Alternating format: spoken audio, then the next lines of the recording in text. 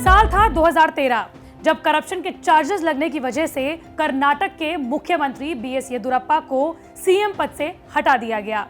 इसके बाद नाराज येदियुरप्पा ने अपनी अलग पार्टी बना ली जिसका नाम रखा कर्नाटक जनता पार्टी। 2013 के चुनावों में बीएस येदियुरप्पा ने अपने अलग अलग प्रत्याशी मैदान में उतारे और उनका चुनाव प्रचार करने के लिए वो भी मैदान में उतरे। इसी दौरान अंग्रेजी अखबार इंडियन एक्सप्रेस ने जब उनसे ये पूछा कि उनकी परछाई कहे जाने वाले बसवराज बोम्मई कहीं नजर क्यों नहीं आ रहे हैं उनके साथ, तो उन्होंने बसवराज बोम्मई को नंबर 1 धोखेबाज बता दिया। लेकिन 8 साल बाद तस्वीर कुछ बदली हुई सी नजर आ रही है। 78 साल के बीएस येदियुरप्पा की कर्नाटक के सीएम पद से इमोशनल विदाई हो गई। उनकी जगह ये जिम्मा दिया गया बसवराज बोम्मई को।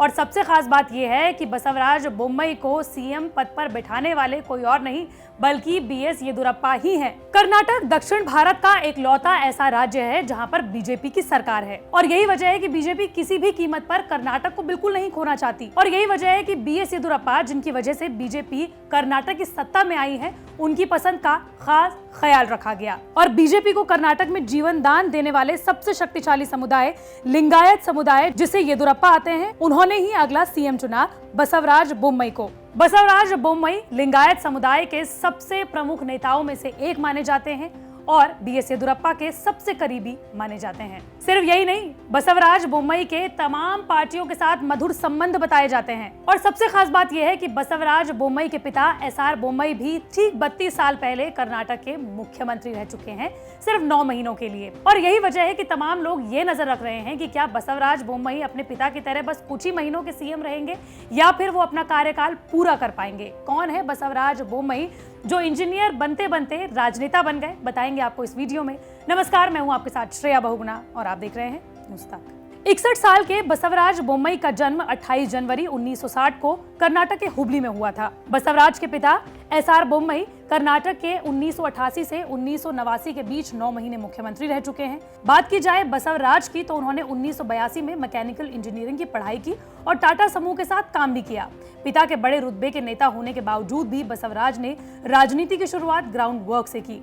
वो किसानी भी करते हैं और उद्यमी भी है। येदियुरप्पा के बेहद करीबी माने जाने वाले बसवराज उनके ही समुदाय लिंगायत समुदाय से आते हैं, जिसकी साख कर्नाटक में कितनी है उस बात का अंदाजा आप इस बात से लगा सकते हैं कि जहां लिंगायत समुदाय के एकमुश्त वोट पड़ते हैं, उसी पार्टी की प्रदेश में सरकार बनती है। येदियुरप्पा के इस्तीफे के बाद ये कयास लगाए जा रहे थे कि लिंगायत समुदाय से ही अगला मुख्यमंत्री चुना जाएगा, जो बात बिल्कुल ठीक साबित हुई। लेकिन इसी के साथ साथ सबसे प्रमुख बात यह भी है कि येदियुरप्पा की पसंद का खास ख्याल रखा गया और येदियुरप्पा की नंबर 1 पसंद थे बसवराज बोम्मई। सिर्फ यही नहीं, 2008 तक बोम्मई जनता दल से जुड़े हुए थे और येदियुरप्पा ने ही उन्हें बीजेपी में लाने का काम किया। मौजूदा वक्त में येदियुरप्पा का पसंदीदा चेहरा न चुनना बीजेपी को भारी पड़ सकता था। येदियुरप्पा को इस वक्त नाराज करने का रिस्क बीजेपी नहीं उठाना चाहती थी, इसीलिए बोम्मई को चुना गया। अब लिंगायत समुदाय का कर्नाटक में क्या रुतबा है, इसके लिए आपको एक कहानी जरूर सुननी चाहिए।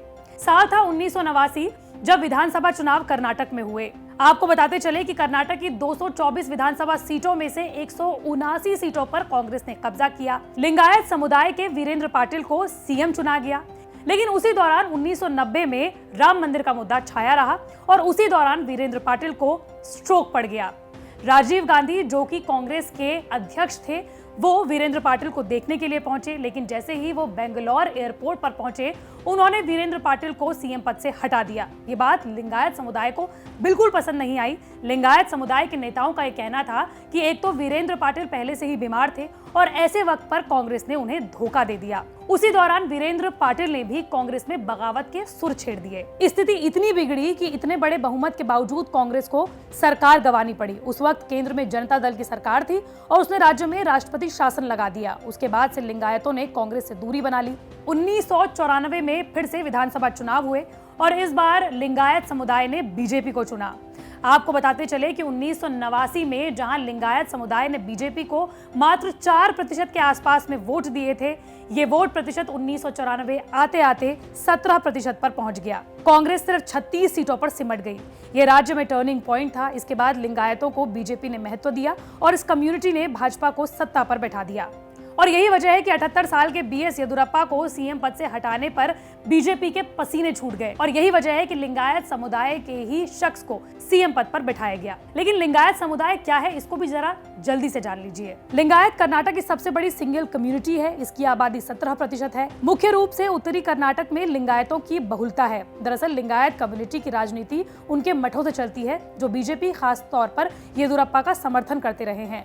राज्य की 224 सीटों वाली विधानसभा में हिंदू शैव समुदाय लिंगायत का दबदबा 90 से 100 सीटों पर है, यानी कि करीब 40 से 45 सीटों पर लिंगायत निर्णायक हैं। राज्य में करीब 500 बड़े और 1000 से ज्यादा छोटे मठ हैं।